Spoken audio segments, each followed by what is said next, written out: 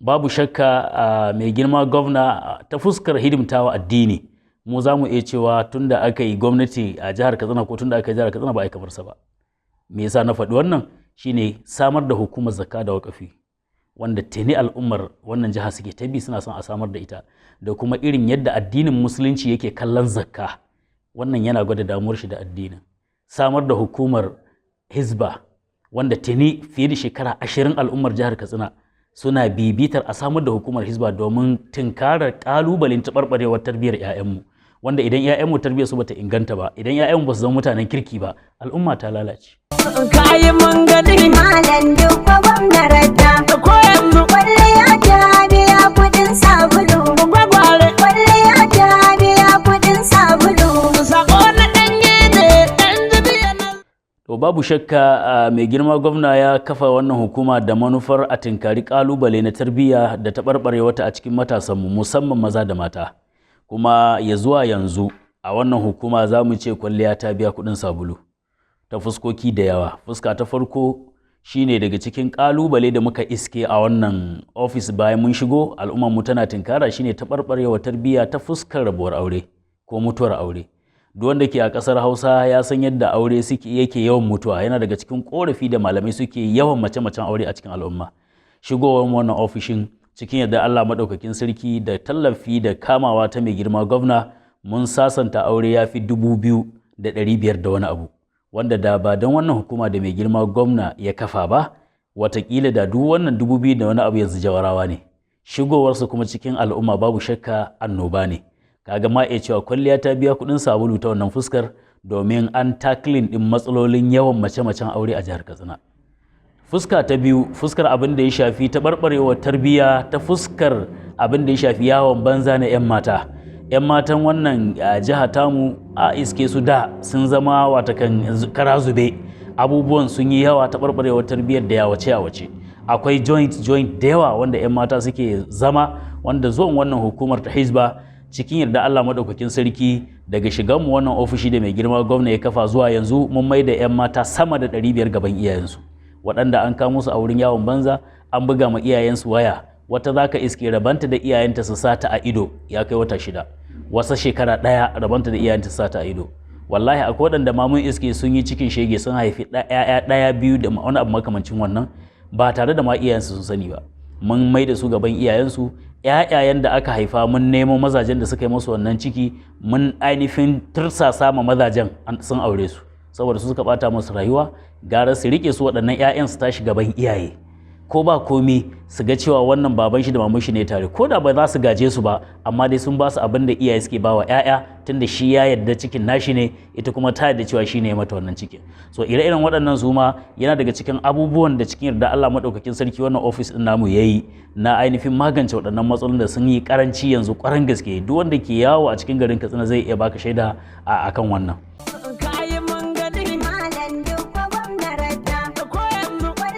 To babu shakka mu a hukumar hizba tsakaninmu da mai girma gwamna sai dai addu'a, domin duk lokacin da aka ce ga wani memo ɗinmu ya je gaban shi wallahi babu tsayawa, babu ni tsammanin ma da nake bai karanta mai muka ce kawai ke lafta mana hannu, saboda ya san aiki ne na al'umma, aiki ne na tarbiyya, aiki ne na yakar badala. Saboda mu ba mu da wani kalubale ta wannan fuskar.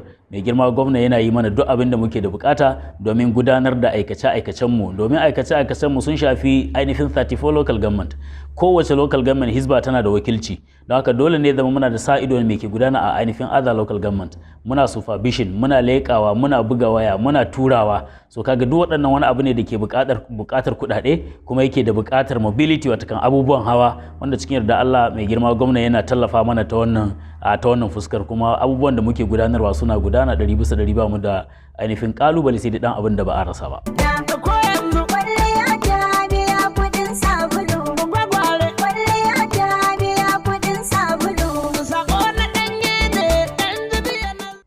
To a farko lokacin da mai girma gwamna Malam Duka Umar Radda PhD CON ya kafa ita wannan hukumar, farkon aikin da wannan hukumar ta fara yi, musamman ni a matsayina na kwamandan farko a wannan hukuma, na fara ziyarce-ziyarce wurin manya-manyan malamanmu a wannan jiha. Kuma wannan ziyarce-ziyarcen nawa da na yi ta yi ya bani dama na gana da manya-manyan malaman addini waɗanda su ne ragamar al'umma take a hannunsu. da kuma iyayen al'umma ta fuskar ainihin masarautu, dukkaninsu babu waɗanda ba su yi man ƙorafi akan abin da ke faruwa dangane da abin da shafi wannan hidima ta DJ ba. Kuma akwai malamin da har kuka ya zubar da hawaye lokacin da ya gan mu mun je gidansa ziyara. Na je gidajen malaman ɗariƙa, na je gidajen malaman izala, na je gidajen malaman shi'a, na je gidajen malaman ƙur'aniyun, duk wata zawiya da wata islamiyya da wata makaranta da wani zaure babu wanda ban zagaya a wannan jihar ba don neman shawarwari na iyayenmu malamai ta yadda za su kama ma wannan hukumar da shawarwari da kuma faɗakarwa ga al'umma. A nan ne na samu ƙorafe-ƙorafe, ƙorafin da ya fi kowanne tsami shine akan maganar DJ. DJ nan sun mai da shi a iya cewa abin yi a ko'ina, kuma ba tare da mage ma sai ta haihu a kira mai DJ. Mun samu wannan. Akuya sai ta haihu a kira mai DJ. Mun samu wannan. Wata sabiki ne aka yi sai a kira mai DJ. In kuma suka zo suka kafa wannan gangunan nasu ba wanda suke saurara ma a cikin unguwa. Kuma ba su tarar neman izinin 'yan unguwa. Kuma idan 'yan unguwa suka nuna ba sa son abin ba su sauraron kowa. Yara ne mafi yawancinsu sun kangare. Mafi yawancinsu. So wannan yasa akwai malamin da yake gaya mana. Bayan mun je gidan shi yake cewa Allah shiga ta malam abinda muke so hukumar ku ta fare don girman Allah ku kalli wannan issue na DJ ku yi mana maganin shi. Saboda ga ya nuna mana masallaci shi ce ga masallacin mu can wurin. Nan suka zo gab da masallaci suka kafa wannan kidan nasu na DJ. Da suka kafa kidan DJ aka yi sallar la'asar. Sanda za a yi la'asar sun sa wannan lasifika su ta fita masallaci dagawa.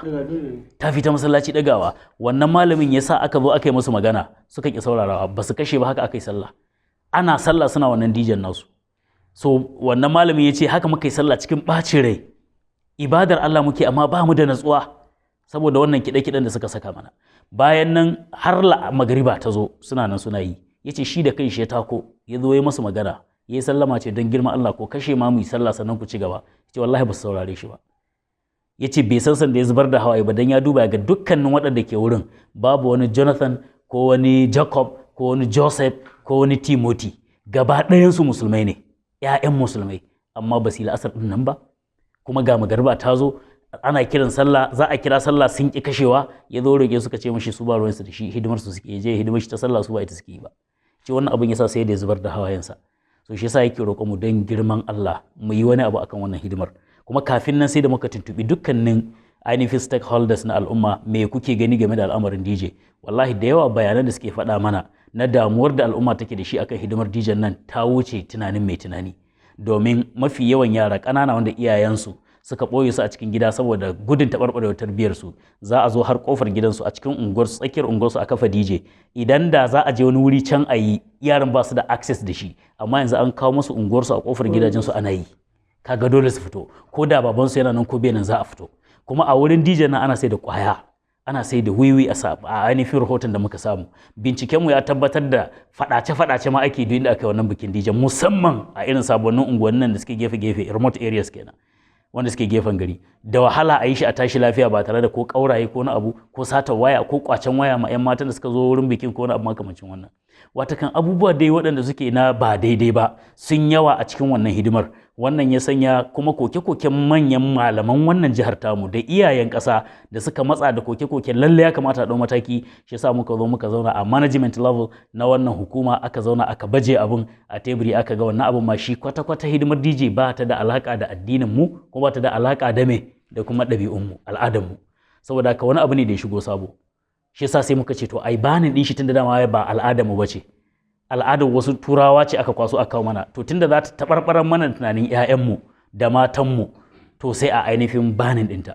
Kuma sai da na kira ainihin kafin mu yi banin ɗinta sai da na kira ainihin ciyaman ƙungiyar su ta NDJ, ciyaman da shi da mutanen shi suka zo nan, wallahi al'azim na ce musu mu ɗaga hannu bayan mun gama duk bayani na ce mu ɗaga hannu mu roƙi Allah cikin ku Allah ya sa 'ya'yan da kuka haifa su tashi su zama DJ. Ba wanda ya yarda a wannan addu'ar, kowannen sai ce bai yarda ba, ya ce shi fatan da yake ma kada shekara 10 yana cikin wannan hidimar. To abinda kai baka yi a not contented da shi, baka natsu ma da shi ba kai, to dan me kuma za a barka kai ta yi? Ai sai a taimake ka a raba ka da shi. In dai sana'a ce ta neman abinci, to akwai hanyoyi da yawa da za a yi sana'a a neman abinci.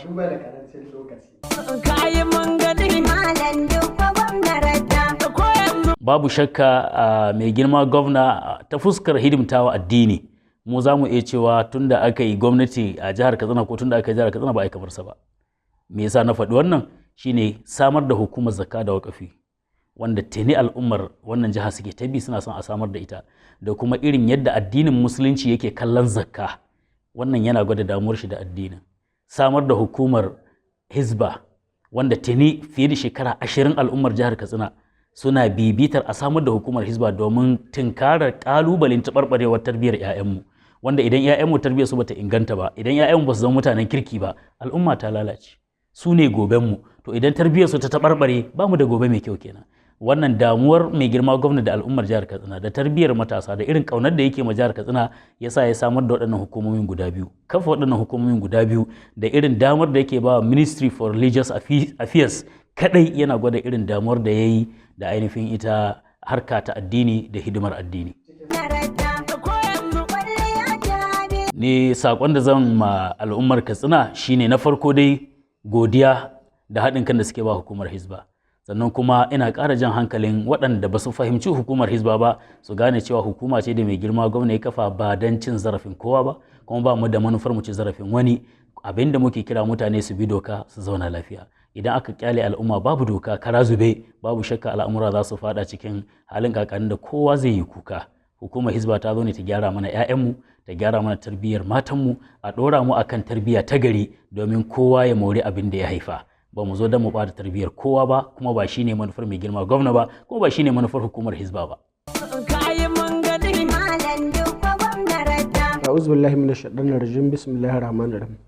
Allah hakika al'ummar jihar Katsina mutane ne a kile ma abota hankali masu ibada wanda Allah ya san su dama tun wanda ya san jihar Katsina sun jiha ce wadda take da masu ilimi tun daga ilimin zamani da na addini. Don haka al'ummar jihar Katsina ta gina wurin yin addu'a, kuma addu'ar da al'ummar jihar Katsina suka neman shugaba na gari shine Allah ya karba addu'a sai ka masa Malam Dukku Umar da Allah shi kare da a gare shi zan gwamnatin jihar Katsina, saboda Malam Dukku Umar da duk wanda ya san shi ya san mutum ne mai son addini, mutum ne mai addini, mutum ne mai miƙa al'amuran shi ga ubangiji, mutum ne wanda ya da addu'a. Ban taba ganin dan siyasa ko kuma mutum ba wanda yake mabala shi wanda yake addu'a kamar Malam Dukku Umar da, wallahi tallahi billahi, saboda Malam Dukku Umar da ya da addu'a, kuma dukkan mutum da ya ce zai yaƙi Malam Dukku Umar na tabbatar maka cewa sa lalace a siyasance ba don wani abu. Malam Dukku Umar da mutum ne mai kilasi, mutum ne mai tsoron Allah, mutum ne mai tawadu'u, mutum ne wanda bai ɗauki kanshi ba wani abu. Da haka za ka cewa al'amuran shi daga ina kai to Allah, me za ka yi Allah, duk abin da ya shafi ubangiji Malam Dukku Umar ba je gajiya ba. Kamar da wani rabu ya magana akan religious affairs, yanzu ba da jimawa ba Malam Dukku Umar ɗaya ba da damar aje a renovating masallatan Juma'a na kowane gari guda biyu, wanda kusan in ce maka wasu lokacin da har riga da an gama. Kadiba ga da Malam Dukku Umar daga hanyar zama gwamnati kirkiro wannan kungiya ta Google Foundation wacce aikin ta shine taimaka marayu da marasa shi da masu karamin karfi da kuma gajiyayyu, wanda kuma har zuwa yanzu kungiyar ba ta gajiya ba, kuma ko da shi za ga hidima anan ta babu yau ba gajiyawa. Dukkanin abin da ya shafi al'umma Malam Dukku Umar da babu ranar zaka jaje maka ban iya ko na gaji. A in kana so ka samu matsala da Malam Dukku Umar da ya kama ka da cin amana ko kuma ya fahimci cewa kai mutum ne mai cin amana baka da gaskiya, to daga ne za ku sa kahuwan dodi da shi. Amma na tabbatar maka da cewa ma za ka riƙe amana ka taimaki al'umma, ka so shi tsakanin da Allah, ka so al'umma tsakanin da Allah, billahi la ilaha illa hu, ba mai iya hada ka da Malam Dukku Umar da, ba mai iya kasuwa ka duka dama shi bai ba da wannan huska fata a rinka bashi gulmakin mutane. Dan siyasa ne wanda yake so ya canza akalin siyasa, wanda da an san yan siyasa da magana ba za ta cin amana da ƙarya.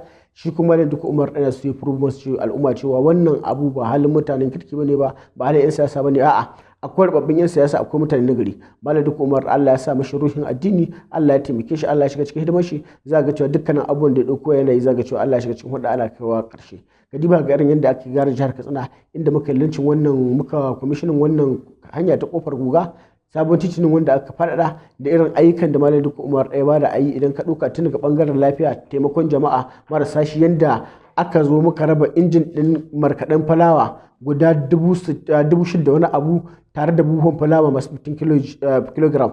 Mun raba wannan a Katsina zone, mun raba wannan a Mount Dan Afunto zone, mun raba shi a Daura zone. Ba dan wani abu ba, Malam Dukku Umar ana so ga an rage masu zaman banza, shi yasa ya kirkiro wannan hukuma ta kasance domin a taimaka ma ƙananan da matsakaita sana'o'i, domin a taimaki al'ummar jihar Katsina su dawo cikin hayyacinsu. Mutanen da ibtila'in rayuwa ya fada masa da tsadar rayuwa wanda ake fama da shi, wanda ko da yaushe mu muka zauna muna tun samun al'umma kuma na jajjata musu, za ga cewa to al'amarin yana samun sauki. Tunda wannan kudin an fara da sponsor ɗinsu, al'umma sun fara mora suna kuma godiya Allah sa albarka.